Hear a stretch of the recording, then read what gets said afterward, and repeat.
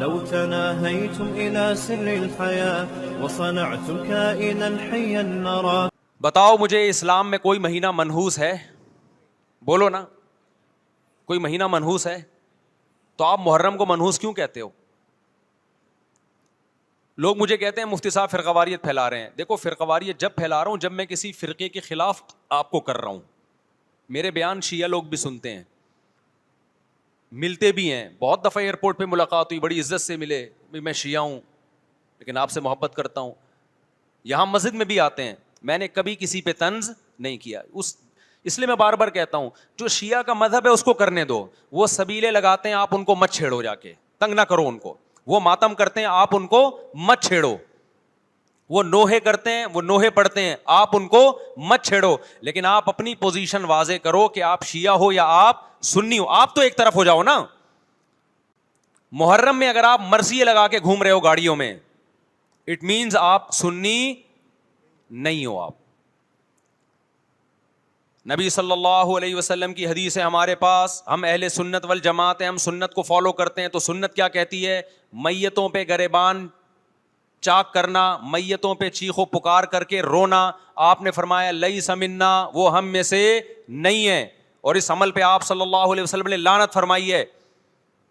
لوگ کہتے ہیں حسین کی یاد میں رونا نبی کی سنت ہے. نبی صلی اللہ علیہ وسلم کو جب جبریل نے بتایا کہ حسین شہید ہوں گے، آپ روئے، اس لیے کہ اس وقت آپ کو یہ خبر ملی تھی. لیکن کیا ہر محرم میں آپ نے رونے کا پروگرام کیا ہے؟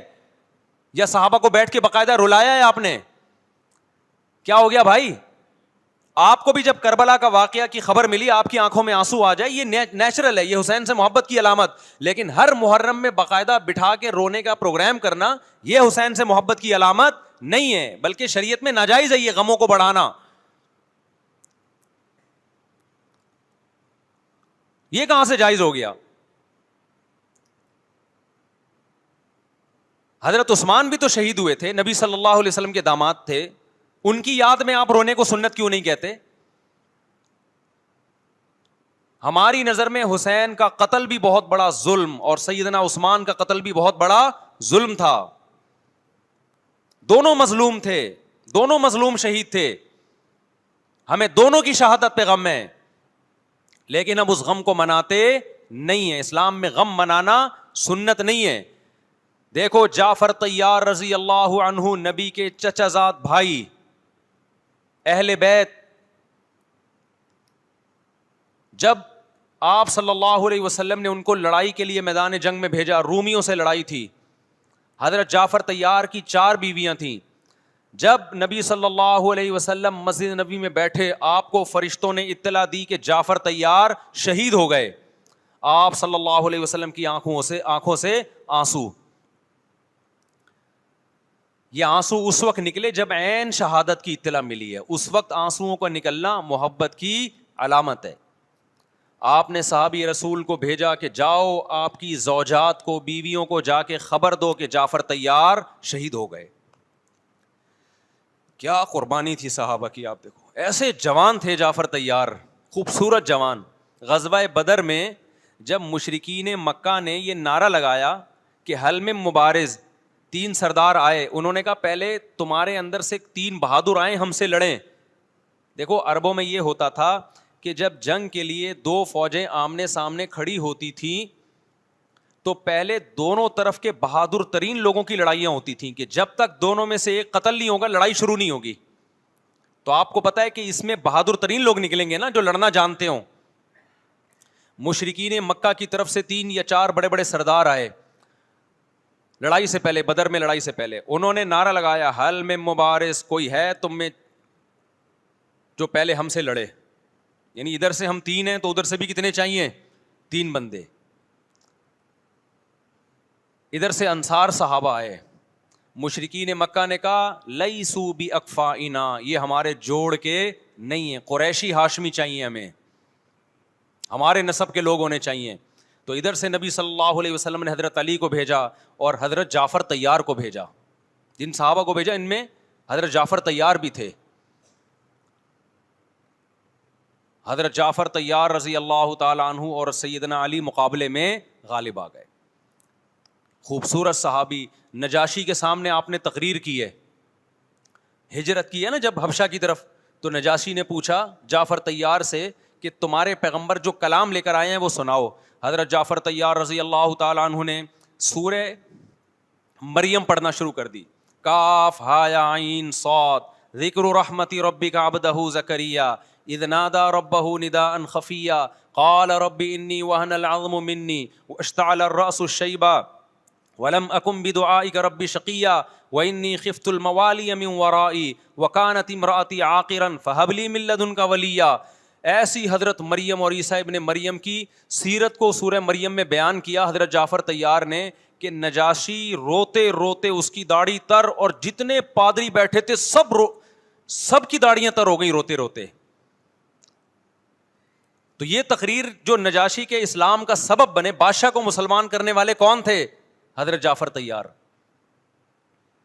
اور آپ کے چھوٹے چھوٹے بچے, 4 جوان بیویاں ہوں, چھوٹے چھوٹے بچے ہوں, اور ایسے میں میدان جنگ میں لڑتے ہوئے شہید ہو جائیں تو پیغمبر اور صحابہ پہ کیا قیامت ٹوٹی ہوگی.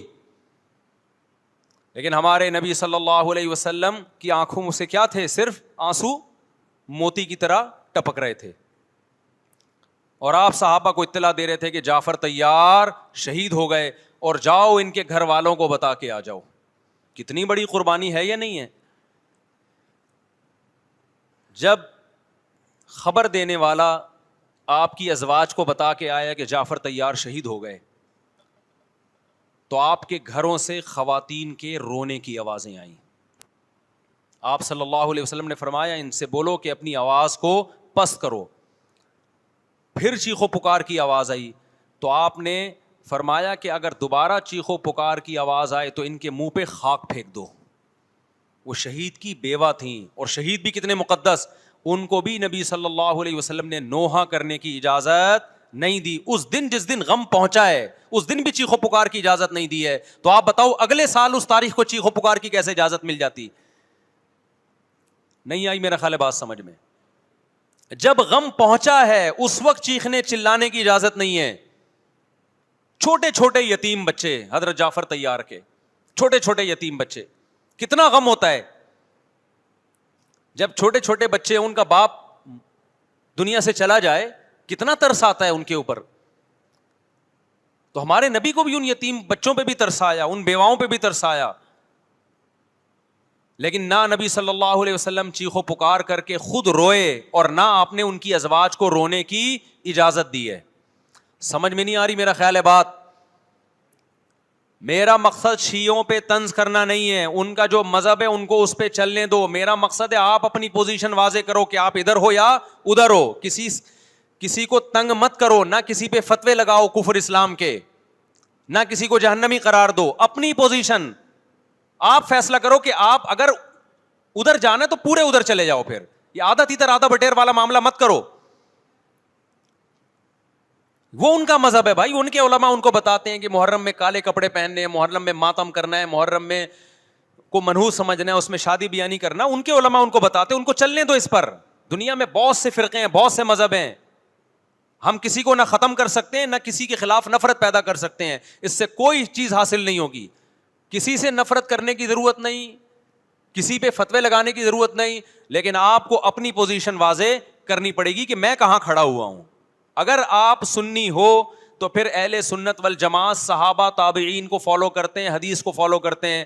اور حدیث میں ہمیں ماتم کرنا, نوحہ کرنا, گریبان چاک کرنا اس کی پرمیشن نہیں ہے, بلکہ اس سے روکا گیا ہے, اس عمل کو حرام اور ناجائز قرار دیا گیا ہے. بات آ رہی ہے سمجھ میں؟